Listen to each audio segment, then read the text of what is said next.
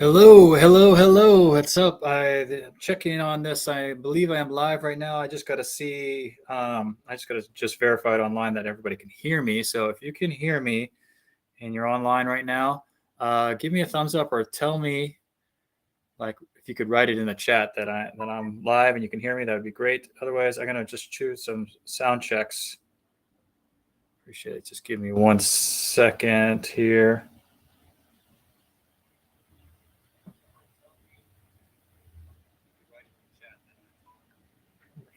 Okay, we are good. We are good to go.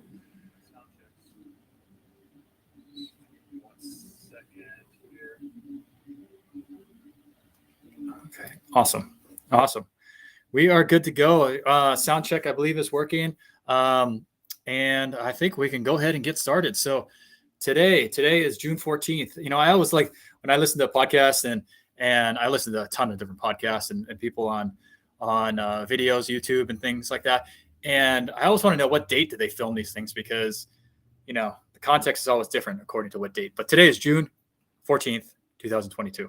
And so since this goes out live, this is, you can obviously tell what date it is. But today's topics, we're going to talk about a Q&A from our audience. Okay, so I've gotten a lot of questions about self-storage investing, and they're all over the place, right? They're all over the place. And I figured that it'd be best time to just answer some questions right here and, and get into the questions. So today will probably be a little bit of a short day. I am traveling a little bit tomorrow and the rest of the week. So I kind of got to get packing and get moving on here. So, but yeah, let's get into it. Let me know. Hey, I'm always trying to make this as interactive as possible. This is kind of my way to connect with people that I haven't been able to see, or they live in places that I don't get to visit very often. So connect with me. Let me know, who you are, where you're from. Love to chat a little bit here. Tell me where you're from, where you're checking in from, and just put it in the chat, and we'll go ahead and get started. So today's topic, Q&A from the audience. All right, Q&A from the audience. And if you do have any questions, if you do have any follow-up questions, just put them in the chat. I should be able to read them, whether you're on Facebook, YouTube, or LinkedIn. And I'll get to those questions. So I'll get to some live questions at the end. And these are already questions that were previously submitted. And and then let's have a conversation. All right, let's take this where it goes. Do a little bit of background on me. Live in Los Angeles. All of my investing has been out of state. Previously, I'd done a fairly significant amount of multifamily investing, got about 1,000 units in multifamily. When COVID came around, I put a pause on buying any multifamily with all the uncertainty that was going on, and really just decided to add a different asset class to my repertoire. All right. And that asset class happened to be self-storage.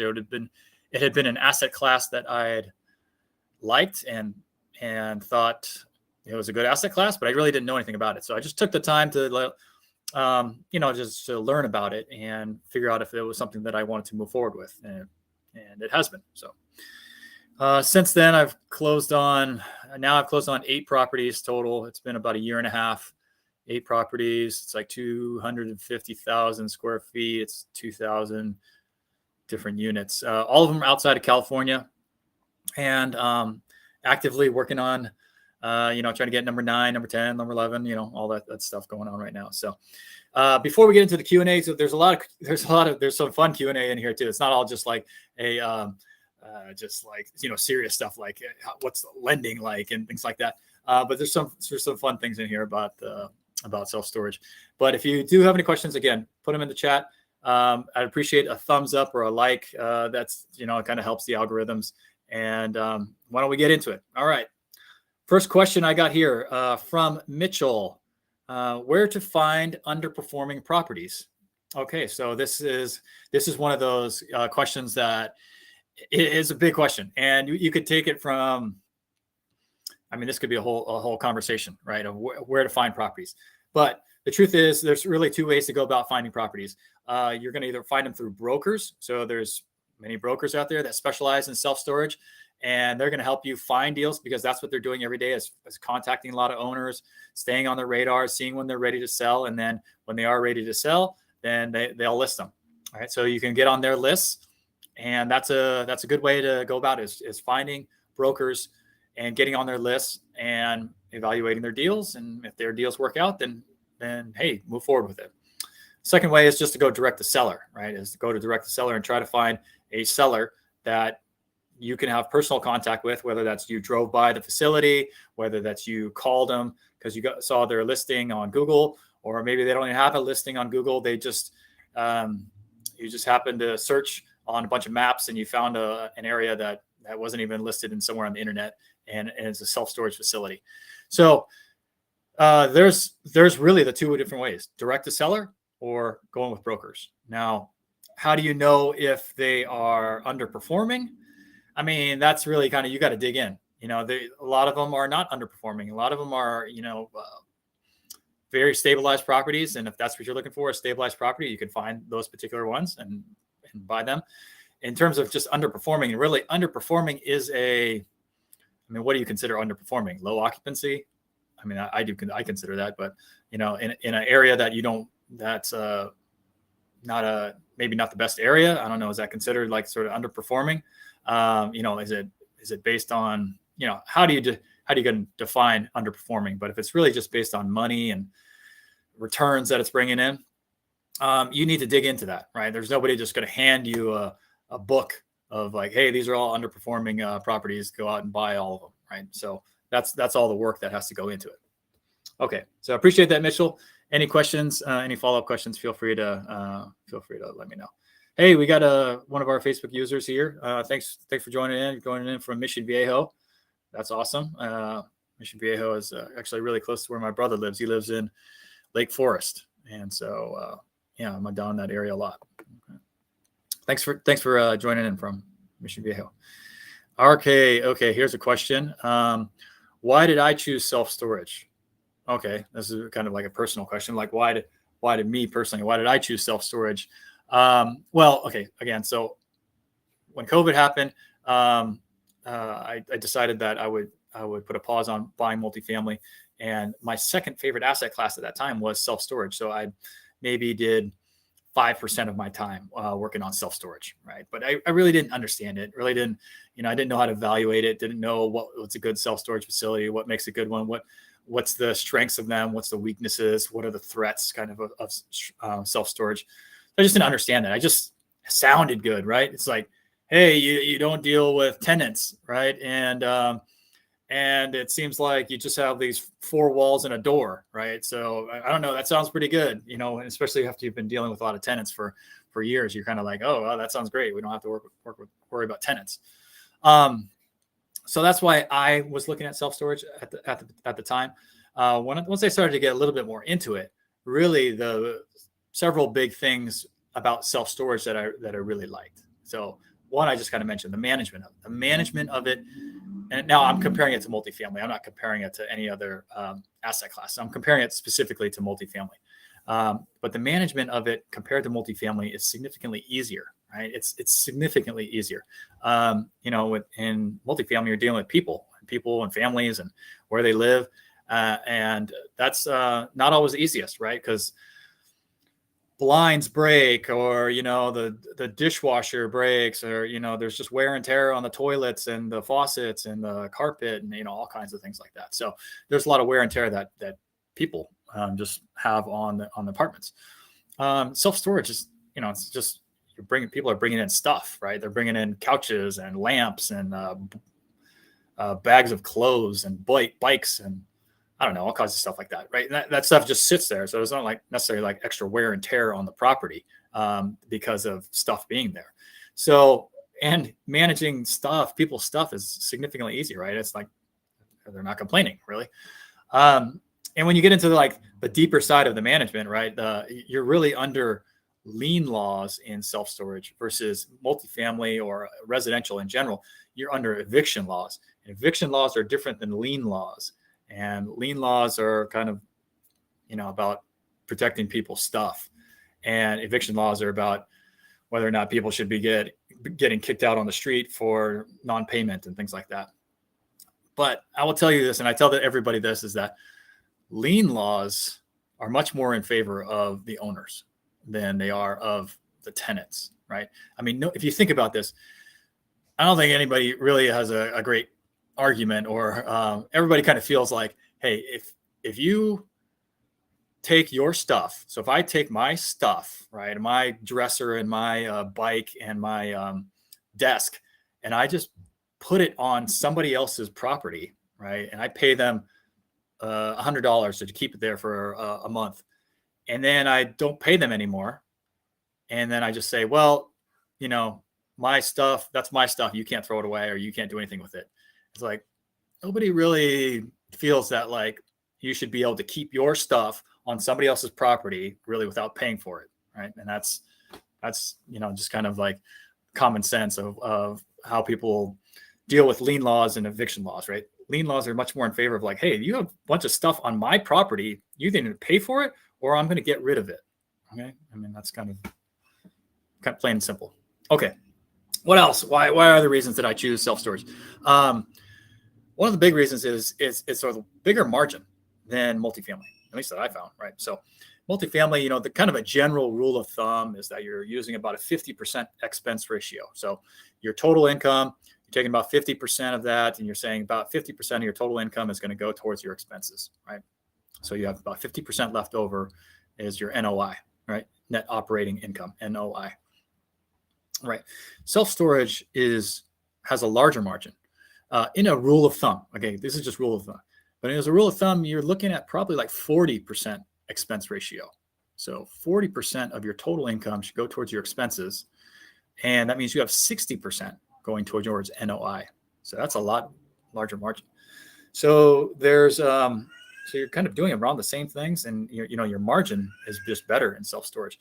Now it's also, I will tell you that that's just a rule of thumb. Both of those are just kind of rule of thumbs. But I'll tell you in general, I don't know, if you take your multifamily down from 50% down to too low, I don't know. I mean, I know there's places that can take it down to 40%, but it's very tough. You got to have a lot of systems in place, and you got to be able to run it really well, or your rents need to be really, really high in order to have your expense ratio at 40% in multifamily. But in self-storage, you can take it down 10%. I mean, you can take it down to 30%, or even if it's mid, say you take it down to 35%, right? Or 33%. That's fairly common. It's not uncommon that a self-storage facility has their expense ratio at 33%. I mean, I on some of the A-class facilities that have super high rents and they're run really well, I mean, those expense ratios get into like the 20s, like high 20s. So if you're imagining your total income and only about a high 20s, I mean, again, not every self-storage facility is like that, but you imagine, even if it's 30% of your expenses are going to, or 30% of your income is going towards your expenses, you got a lot of margin there, right? Okay.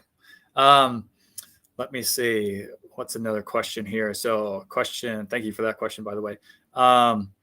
Syndication. Oh, hey, wait. I've got another Facebook user. Thanks for joining in, Facebook user. I think in there somewhere there should be a link like for the other you who are Facebook users to how to like get on and show your name and your profile here if you would like to. So I don't just keep calling you a Facebook user. But thanks for joining in from Livingston, New Jersey. Appreciate that. Thank you from those of you who are on the East Coast. And yes, and our Facebook user from Mission Viejo. Yes. Yep, Lake Forest is very close by. So very cool. And my I don't know, it's like you guys really care, but like my wife is always like, it's so much warmer over there. I want to move down to Orange County. So I live in LA. I live kind of by the beach, and it's kind of cooler over here. And so I like it, but she's like, let's move down to Orange County. It's where it's warmer. That all said, okay, Q&A again. Let's talk about syndication, syndications versus joint ventures. Okay, so what's the difference between a syndication and joint venture?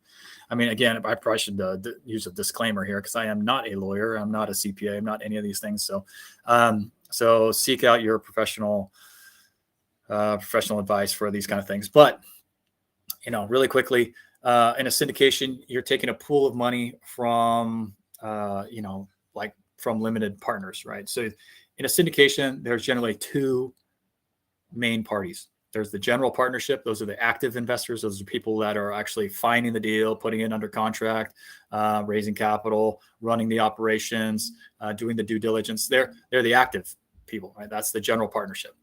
And then there's a limited partnership, which is the passive investors, people that are putting in money, but don't have any voting rights and aren't making any decisions. But then again, they're just putting in their money and they're getting a return, right? And so that's a syndication. You generally have those two, and those two different parties. And I would say you do them a lot of times on larger properties, because you're able to have a larger pool of people that you can get investors from, right? Joint venture. Joint ventures are generally smaller, and you're going to have a handful of people, right? And everybody has to be active. So there's no passive investor inside of a joint venture. So say you got 6 people in it. Everybody has sort of a role and responsibility. Everybody probably has some type of voting rights. However you divide up your roles and responsibilities, everybody's considered active. All right. So you're an active investor. And generally, because everybody is the active investor, you're not pulling money from say another group. Generally, that joint venture has to bring in the money, right? So that those JV partners need to bring in the money. So if you have 6 people, right, it's going to be hard to raise $20 million just between 6 people who all are bringing in their own money, right? Okay. So in a sense, a lot of times your joint venture may be structured maybe a smaller property, rather than your syndications where you're pulling from a large group of people. And so those are some of the subtle differences between a syndication and a joint venture. All right. And another syndication question here. I got this. 506B and 506C. Okay. Again, these are all very, very technical questions. Not me not being a lawyer, just kind of explaining to you what I know about them. Right. So, basically, when you do a syndication, you're either going to do there's probably 4 different ways that you can do a syndication, but some of the 2 most common ones are doing it through a 506B, an exemption called a 506B or a 506C, whatever exemption you're using, 506B or 506C. These are codes that I believe it's the SEC has, right? So there's differences between them, and a 506B is the one where you can accept non-accredited investors. So there can be a limit of 35 non-accredited investors in a 506B. So a limit of 35 non-accredited. You cannot advertise, so you can't just be blasting this on Facebook and pushing this out to anybody you don't know. It has to be people that you have a substantive pre-existing relationship with. Right, that's who you're raising capital from. People you have a substantive, pre-existing relationship with. So not just somebody you met at a meetup, or somebody that pinged you online. It's like, no, this is my aunt. This is my friend I went to college with. This is my buddy I grew up with. This is these type of people, right? My brother-in-law, things like that. Pre-existing substantive relationship, right? And then you have 35 non-accredited investors limit, and you can take unlimited amount of accredited investors. And I mean, there's probably like 10 different ways or something of being an accredited investor, but the main ones are, do you make $200,000 as an individual person and per year, and that you have the likelihood of continuing that, at least making 200, or as a couple that you're making $300,000 a year, right? Or that you have a net worth of $1 million net worth besides your actual home. Okay, so if you have $1 million net worth of other assets that you have, not including your home, right? So it can be either or of those, of any of these things, right? There's other ones in there, but these are typically the most popular ones of defining who's an accredited investor. So you don't need to qualify for all 3 of those things. You can just qualify for one, right? That will designate you as an accredited investor. And as a 506B, you're doing a syndication under a 506B exemption, you can have an unlimited amount of accredited investors. Okay. 506B. Now we move to 506C. Okay, so 506C. 506C is a little different. Okay, so there's little subtle differences. There's 0 non-accredited investors. 0. Okay, you can't take any of them. Everybody has to be accredited. Okay, so everybody has to meet the accreditation status. You can advertise, right? So now you can push this out. So you can put this on Facebook or whatever. You can make a post. Hey, we're raising capital for this property. It's a 506C. You must be accredited. And if you're interested, here's contact information, right? So you can push these things out. You don't have to have a relationship with the person beforehand, raising capital from them. Okay, so that's a 506C. There's other subtle differences, but those are the main things. Okay, and these are the two main exemptions of ways that people do syndications in multifamily, self-storage, probably other different asset classes as well. Okay, very cool. Hey, Jimmy Martin. Hey, thank you for joining from Orlando. Very cool, very cool. I was actually in Orlando twice, just within the last 6 months, back in November and back in December. Very cool. Awesome out there. And we got another Facebook user. Thank you for joining as well. Hello, Powell, or hi, Powell. Hello as well. I'm sorry, I don't know exactly who you are, but Facebook user, thank you for joining. Let's get into the next question. Oh, here's a fun question. Can people live in a self-storage unit? Have you ever had anybody living in a self-storage unit? Pretty cheap rent, right? 10 by 10 is, $100, $100 a month. No, rent is, yes, rent may be very cheap, but you are not allowed to live in a self-storage unit. These are not zone residential. They're obviously zone commercial. And so you are not allowed to live in a self-storage unit. Now, the second part of the question is, have you ever had anybody living in a self-storage unit? The answer is yes. I have had people living in our self-storage units, and you immediately have to remove them. They cannot be living there. It's cheap rent, I guess, but you don't want to live there. There's no, in our facilities, there's no internal electricity, right? So there's no lights. So there's no toilet, obviously. There's no sink. Yes, it's a roof over your head, and I know that it would be cheap for people, but the answer is no. You cannot live there. If there has been people that have lived in our self-storage units, we immediately remove them, right? Because they're not allowed to live there. Okay. Here's another question from Ellen. Hey, thank you for joining, Ellen. Let's see. What do you recommend as someone starting out as a self-storage investor? Okay. This can be a long one too. I think this one came up maybe a week ago, just the questions about how to get started. So recommendations for how to get started. All right. So there's a couple of different ways, and the path for getting started a lot of times for individuals is the learning side, right? You need to learn. And now that learning can come through a couple different ways, but one of the ways this comes through is education, is you perhaps finding as many free, resources out there that are available, like this, right? It's free. You can check YouTube. There's many different podcasts on self-storage and how to invest. There's forums out there.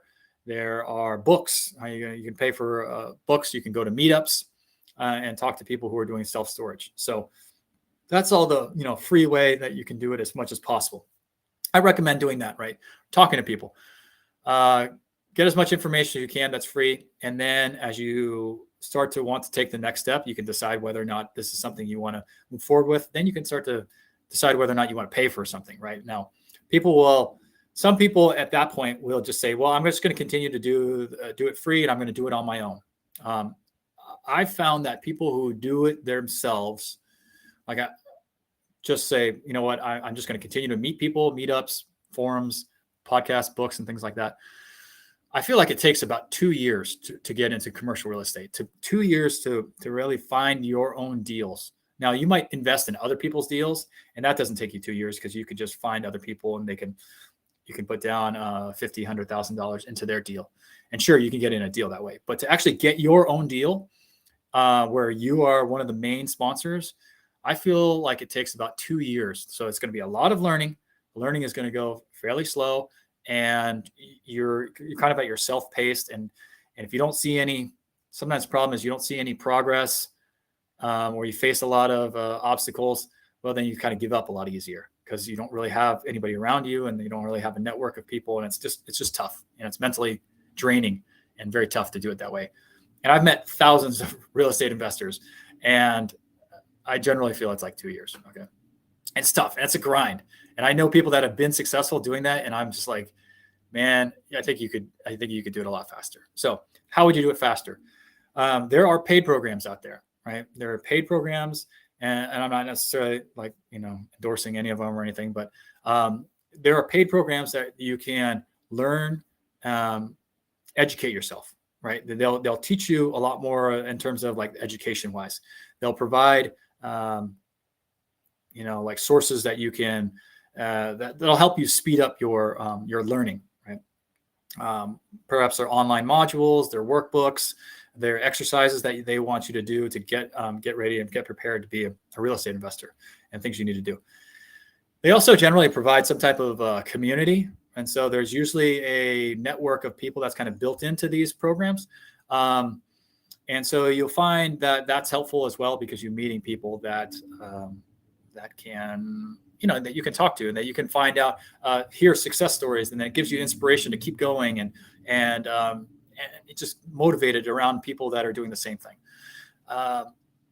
Those are some of the ways. I mean, truthfully, like for me, I know I've talked about it before. I have a sort of a separate thing that I do. So I have a mentorship program that I do. I can talk to you about that if you're interested in. It's not an education program. It's really just it's a program that helps people get involved in investing in like one of my deals, right? And coming in right away.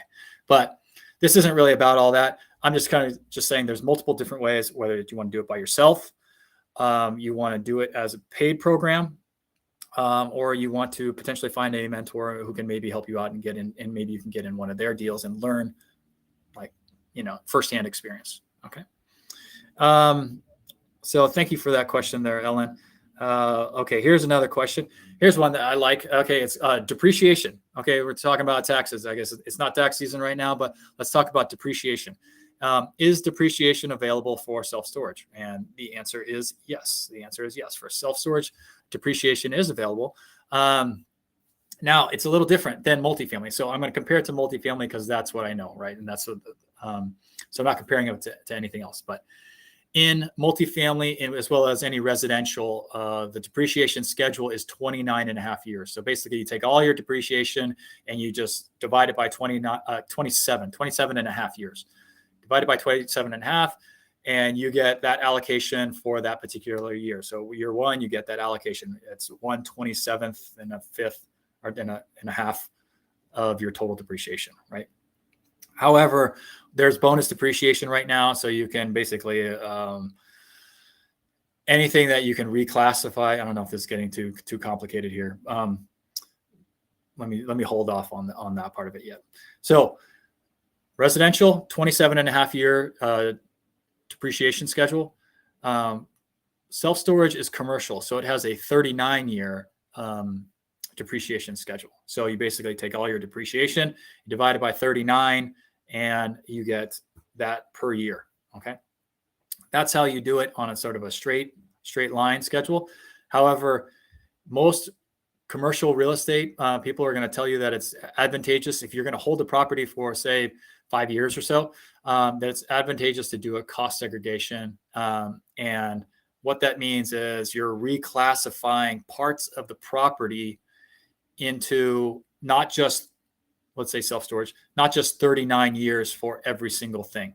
You're taking certain parts of it and you're accelerating their depreciation schedule to a 5-year depreciation schedule, a 7-year, or a 15-year depreciation schedule. So you might take the lights, for example, and you might say that, I'm just giving an example because I don't know exactly which ones, but you might take the lights and say, an expert would say that's actually a 5-year depreciation schedule. So they'll take that and they'll move it into a 5-year depreciation schedule instead of 39 years.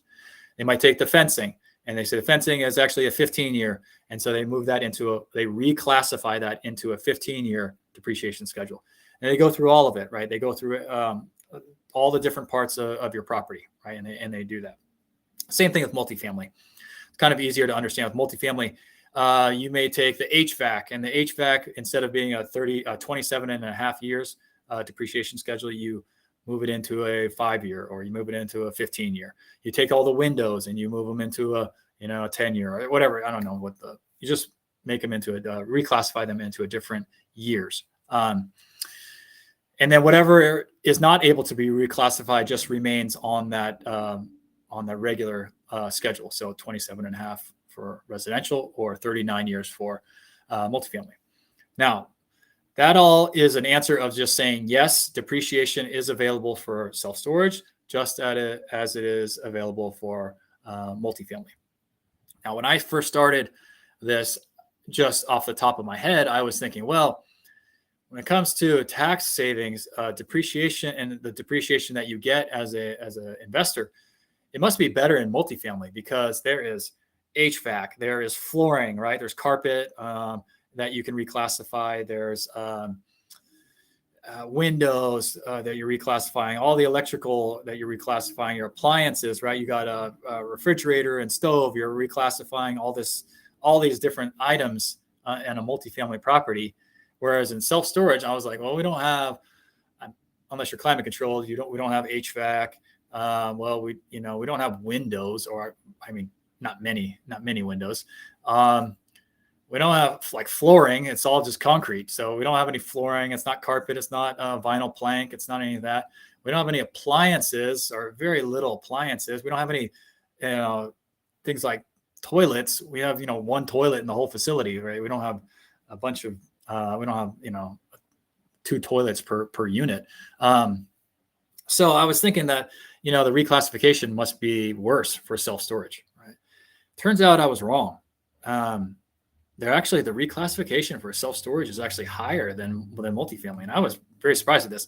And actually it wasn't, I don't know. I came across several different companies that do cost segregation studies. And one of them just had a list. I should probably just post that next time. But they have a list of all the different commercial assets, right? Retail, self-storage, multifamily, warehouse, all these things. And they just kind of give a range of what you would be able to reclassify in the different asset classes. And multifamily in there is like 25 to 35%. So you're anticipating that you're going to reclassify 25 to 35% of your multifamily property, right? And the higher classification, the better, right? The more you can reclassify. And in self-storage, the number was like 30% to 70%. And I was like, 30% to 70%. So, and I've done cost segregation studies on all my properties, and all of them have been at least 35%. Some of them have been way higher. like higher than 70%. And I was like, wait a minute, is this right? Is this going to throw up a red flag to the IRS here that, we're at a really high percentage of reclassification? And company said, no, no, this is how you do it. This is right. And the good thing is when you do it with a reputable company, they'll take on the IRS. So if you get audited or whatever, you just send all that information to your company, and they'll handle it. Or at least you can ask them, when you're doing a cost segregation study, do they do that? So, okay, that was a long answer to is cost segregation. Is depreciation available on self-storage? Okay, next question that I have. Let me see. Hey, there's another person. Thank you. Hey, Powell, Kapil here from Leesburg, Virginia. Hey, we got a bunch of East Coast and Southern people. That's awesome. Thank you for joining. Really appreciate it, Kapil. And thank you for joining. Hey, we got other Facebook users here. Connie and Gary. Oh, hey, how you guys doing? Good to see you. From Grand Rapids, Michigan. Yep, Warriors met in Orlando. Yes, I do remember. I remember meeting you.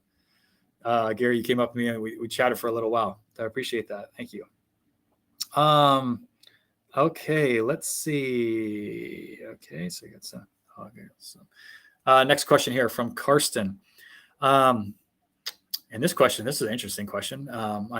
This question is self-storage in Canada / international. So besides the US, Now I will tell you this before I even give it any answer at all, is that first of all, I am not an expert on self-storage outside of the United States. And I might as well say I'm not an expert in self-storage anyway. I consider myself a new person that's just had some, a good amount of success that I can be happy with, but I don't consider myself an expert. So, but when it comes to investing in self-storage in Canada or internationally, I do not know that much about it. However, I'll just kind of give some general what I've heard and what I've heard about self-storage globally. Americans themselves are very much attached to our things, buying stuff, and not really getting rid of it, right? We all buy a bunch of stuff and then we don't want to get rid of it. So we put it in storage and we think that we're going to actually use it within the next 3 months, and we're going to take it out and we're going to put it back into our house. And generally that doesn't happen for a couple of years, and the person just leaves their stuff in storage for a couple of years, and they're tired of it. They don't really want to go there and just, have to take it all out and move it out. So it just stays in there, right? And that's what us as self-storage owners really kind of count on, especially here in America. Now, in other countries, they're not so much of the consumerism kind of culture, right? They're not as into it as much as Americans are. So you may not have as many of the full population that are just buying things like that. But a lot of times you have other countries and other cities. I know in Asia, they have self-storage over there. It's growing.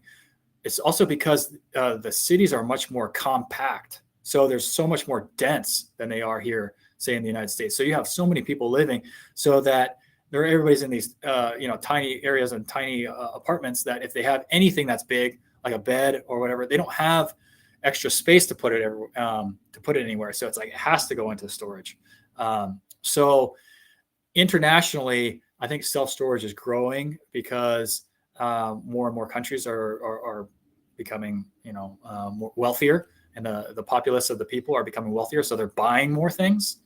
They're buying more things globally, but also in other countries, there's less space in the residences. So that's kind of helped to grow self-storage in those really, really dense cities, right? So obviously if you're out in very rural places, probably not too popular.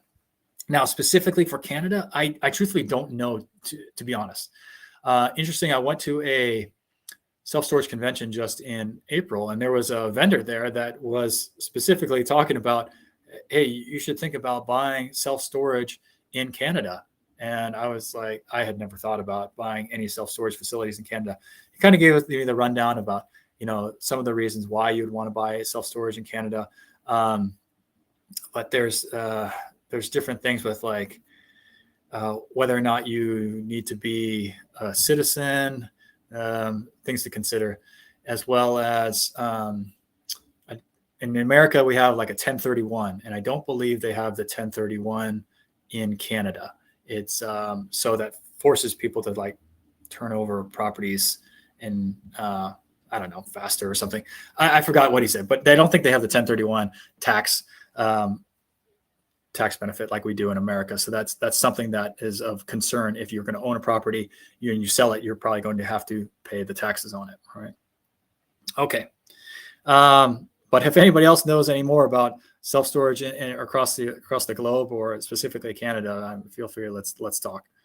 We've got a question here from Alan. How to talk to sellers. Okay. So this is a little bit like, you want to talk to them in a way that's as comfortable as possible, but you want to get your answers, but you also don't want to seem too salesy, right? So if you're talking to sellers directly, it takes a lot of practice, right? Because you don't want to just hit them over the head with how much you want to sell for, what's your lowest price? What if I give you this right now? Would you take it? What if if I give you something in 2 weeks, would you accept it? And it's like, oh, well, that's a lot of pressure. Hold on. A lot of self-storage, that could be that could be the way to go ahead and get your foot in the door if that's your method. But me personally, I guess I would say that I'm a little bit more of like, hey, you should probably build a relationship. You should really focus on the relationship, because the likelihood that a seller wants to sell to you right now and that you have the right price right now is very, very low. But if you have a good relationship with them, a lot of these sellers are mom and pop type owners, which means they don't have like a lot of facilities. They probably have under 5 or maybe even under 2 facilities that they own themselves. And they've owned them for maybe 20, 30 years. And when they're ready to sell, they're going to look to somebody to sell that they probably have a good comfort level with, right? So it's really about nurturing that relationship as much as possible. So hopefully that answers your question, Alan. It is one of those things that it's just got to take practice, right? And you got to try to do what's best for everybody. I think generally that'll give you the best results. Okay. Let's see. All right. That was the questions that I had that were submitted beforehand. We do have some more questions, I think, in our chat here as well.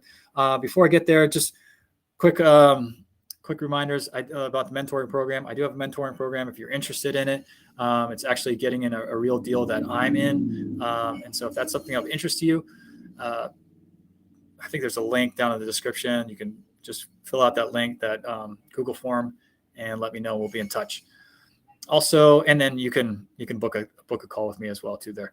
If you're interested in a real estate investing fund, we have a fund that it will invest in our deals, and we've created this fund. It's for accredited investors only, but we're launching a fund as well. Okay, let's see some of the questions here. Can you name some of the paid programs you trust for self-storage investing? Yes, I can. I'm not going to do it on here because this is recorded and this is like, sort of this evergreen content and all that. But reach out to me directly. Just ping me on Facebook.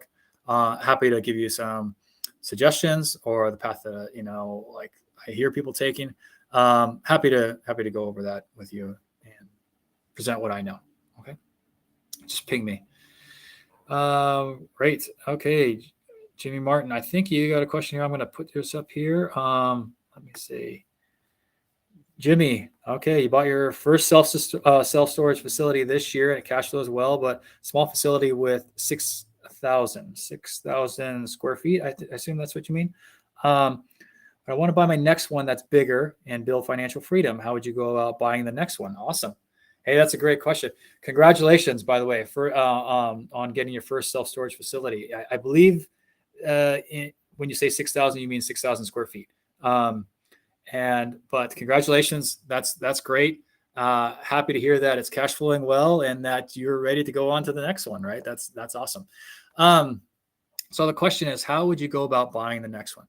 Okay. So Jimmy, at a certain point, you basically run out of money, right? You run out of money. And no matter if you had, $500,000 or you have $500 million, whatever it is, you're going to run out of money if you're buying all the properties on your own, right? At some point. So you need to start networking with people and telling people what you do and why they might want to join with you, right? And now that you've had success, you've already bought your first one. You can say, look, I've already bought my first one. This is what happened when I took it over, right? Like I went through this process of buying it. This is what I did, right? And I did these couple things. I bought it what I felt was a great deal. And then it turned out 3 months later, 6 months later, whatever it was, wow, it ended up being, just as good as I thought it was, or maybe a little bit better, or, whatever the situation is. But you need to tell people that. And you need to tell people that you are looking for partners to come along with you for your next deal, right? So that's really what you need to do if you because you're going to run out of money. Now, just a hint on partnering with people, I will tell you this, that in general, I feel like there's 3 main areas of a partnership on a commercial real estate, whether that's multifamily or self-storage. The first one is the acquisition side. So you're going to, the people that focus on the acquisition. So finding the deal, putting it under contract, doing the due diligence, finding the right loan, signing on the loan, all that's like acquisition. Second part is capital, right? Who is going to bring in the capital? And where's the capital going to come from?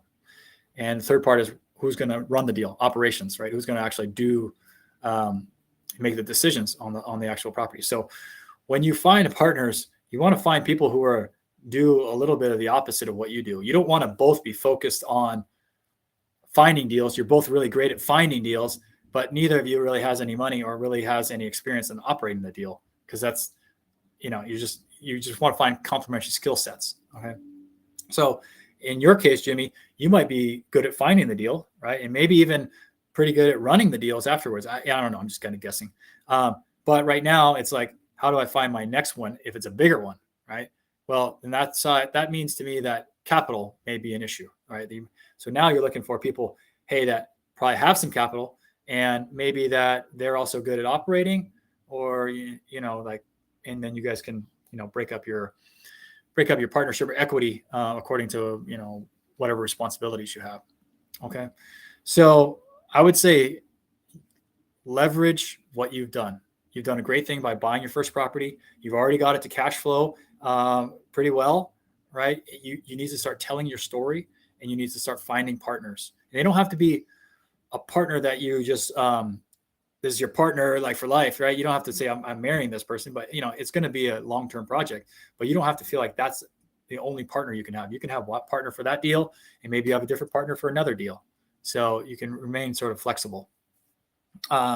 Hopefully that answers your question, Jimmy. So if you have any follow-up, but yeah, appreciate that. And I see you said yes, 6,000 square feet. So congratulations, that's awesome. Yeah, I mean those size deals. If you can find a lot of, you can go direct to seller. You can get a lot of good deals in that size, right? Okay. So that's it for tonight. Definitely really appreciate you guys being here. Try to make this one a little bit shorter, just some Q&A that we have. I really appreciate it if you guys leave me a thumbs up before you leave. And if you have any other questions that you do have, please submit them to me. You can write them to me or just ping me them. And I'd love to hear from you as far as like questions. That way I can answer questions on a future one of these live streams. Okay. Thanks again, everybody. Talk to you soon.